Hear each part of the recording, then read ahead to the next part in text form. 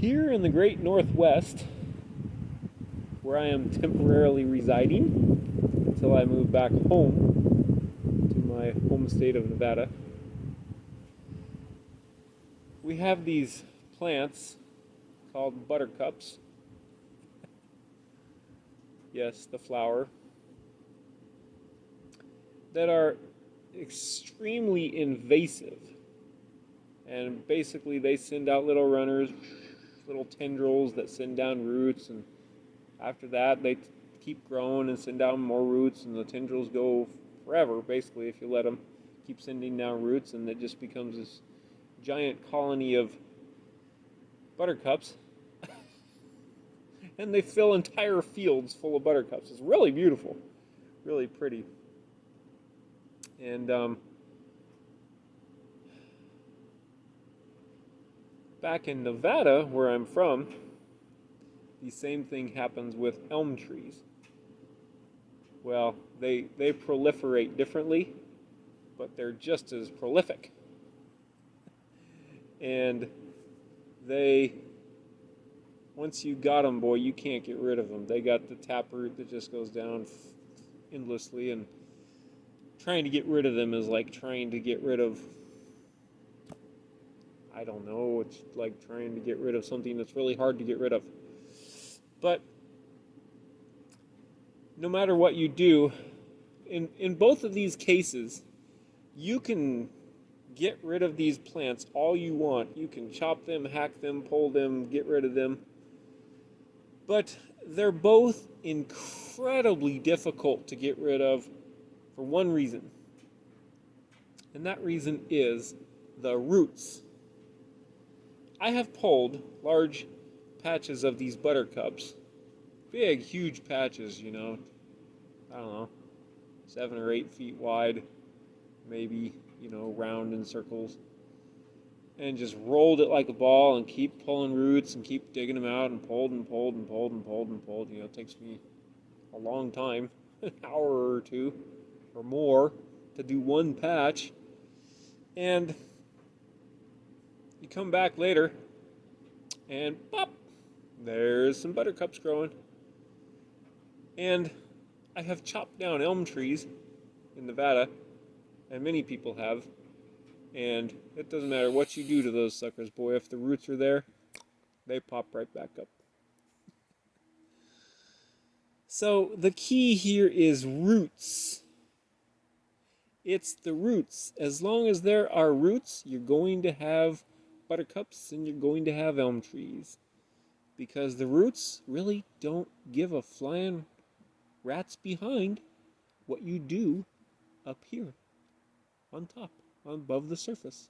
Because they know that as long as they're there, they're fine. They're secure, and they'll just grow some more buttercups and some more elm trees. The analogy that I want to make is to sin.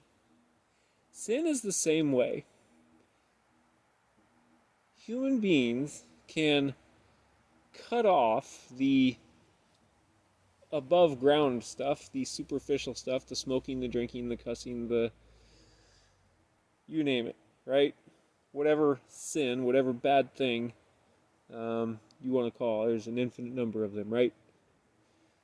Fill in the blank. We can cut those things off via willpower, via medication, via I don't know, via whatever, right? Name it. Whatever people do via counseling, via I'm not saying that these things are inherently bad, medication and counseling and willpower. What I'm saying is that if those things only take off the surface behaviors and they don't get to the root, that's a problem. Why? Because if the roots are still there, then those behaviors will just pop up again. This is the challenge with being human. One of the challenges with being human. So, what is the solution? The solution is to get the roots. When you're killing elm trees, you have to get the roots. Yep. either dig them out, which takes a long time. If they're really big, you basically can't dig them out. You have to drill gigantic holes down into the trunk and fill them with something highly toxic to actually kill the root all the way down. With buttercups, you just got to keep going until you find all the roots, and it's hard to do. With sin in human beings, bad things, I don't like to use Christianese, bad things, wrong things, you have to go for the root. What is the root of sin? I don't know every single root of sin. I don't claim to understand that. But there's one thing that I know is a root of sin that needs to be gotten and yanked out and destroyed. What is that one thing? That one thing is the knowledge of good and evil. Don't believe me? Check Genesis 3. That's where it all started. There was no doing anything wrong or bad before that. There was no sin. None of it. Now, I know that somebody could argue and say there's more, and they may be right. They're probably right. I'm sure this is not the whole picture. But I only understand what God helps me understand, right? So, someone might say, well, Jesse, the knowledge of good and bad, that's just part of being human. Well, it is now, but it wasn't always. If you look at the beginning of the Bible in Genesis 1 and 2, however much time that spanned, we don't know. Some say it only spanned a few days. Who knows? Maybe it spanned a few years. Maybe it spanned hundreds. I don't know. I'm getting out beyond the point. The point is that original humanity did not exist and was never intended to exist with the knowledge of good and evil. So, say, well, it's too late now, Jesse. We're too far into it. No, it's not too late, because in Christ we are removed from the tree, if you will, as it states in Genesis 2 and 3, of knowledge of good and evil. And we are transferred onto what? The tree of life. And I know that in the Bible it talks about the tree of life in different contexts. So I don't fully claim to fully understand what the tree of life is. But I know that when we are moved into Christ,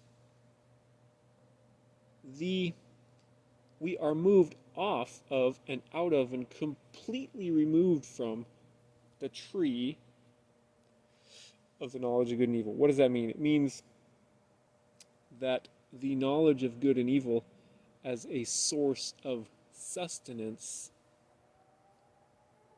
for our human spirits and souls is destroyed.